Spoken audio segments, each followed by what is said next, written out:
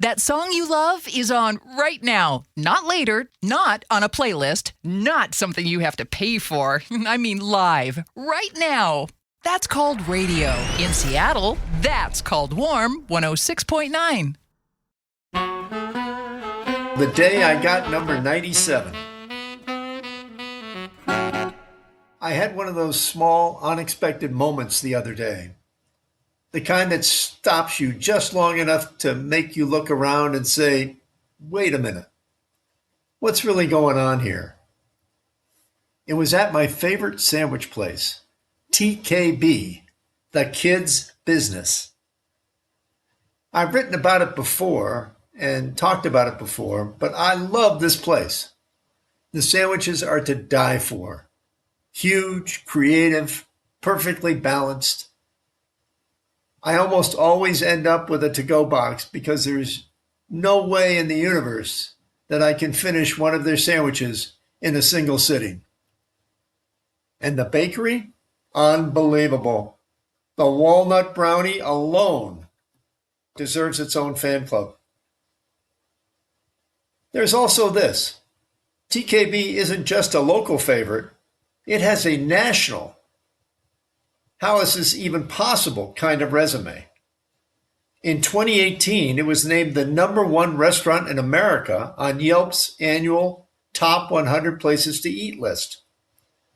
That's the sort of headline you expect for New York City or Los Angeles, not for a sandwich shop tucked away in the California desert.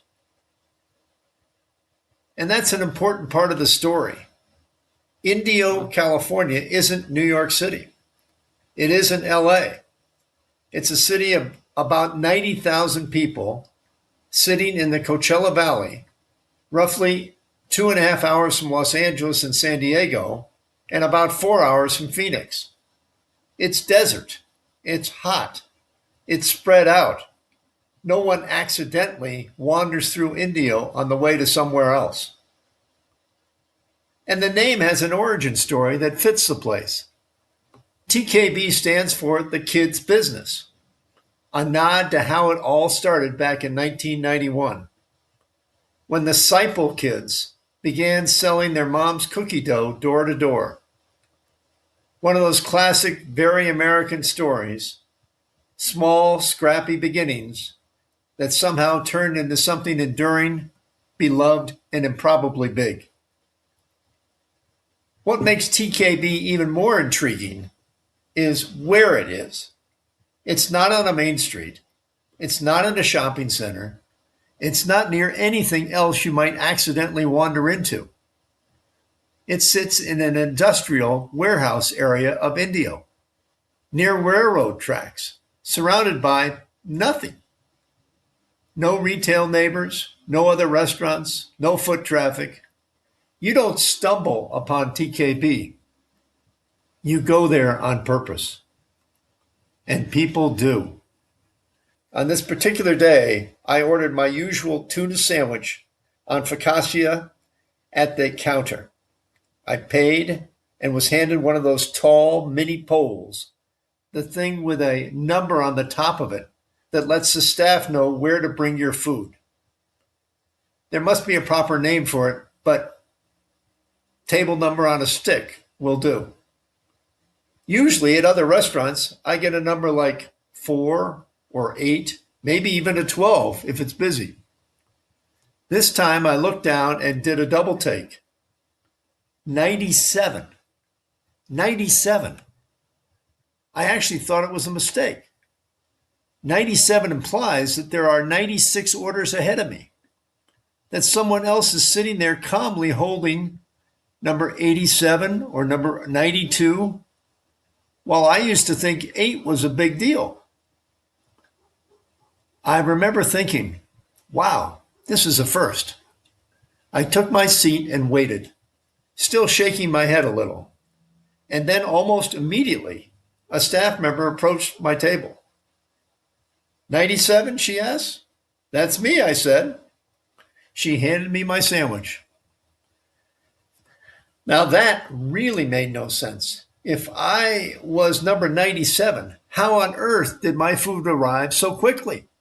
So of course I asked, What's with 97? I said. I've never seen a number that high before. She smiled. You're the fourth 97 today.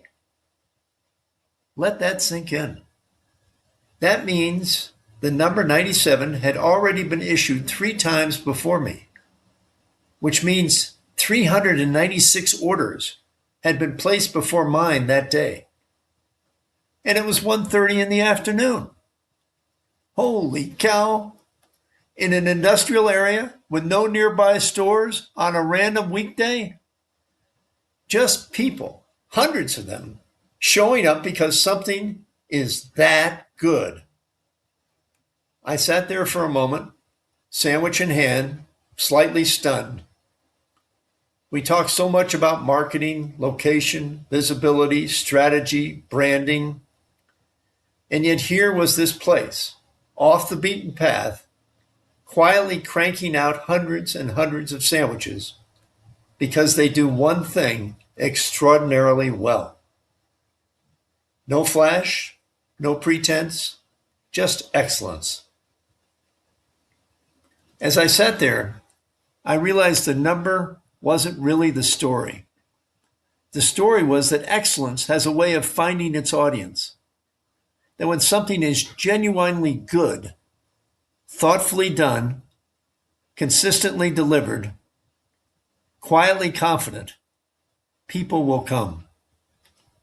Even if it's out of the way, even if it's hidden among warehouses and railroad tracks. Maybe that's the lesson. You don't always need the best location, the loudest voice, or the flashiest sign. Sometimes all you need is to do your thing really, really well, day after day, and trust that the numbers, whether they're 8, 4, or 97, will take care of themselves. I ate my sandwich slowly. I took the other half home, and I walked out thinking, pay attention. Sometimes the smallest details tell the biggest stories. Be sure to subscribe to Meandering Musings wherever you get your favorite podcasts. For more about Neil Peterson and to read more Meandering Musings and travel essays, visit meanderingmusings.net. Tell your friends about Meandering Musings and leave us a review on Apple Podcasts.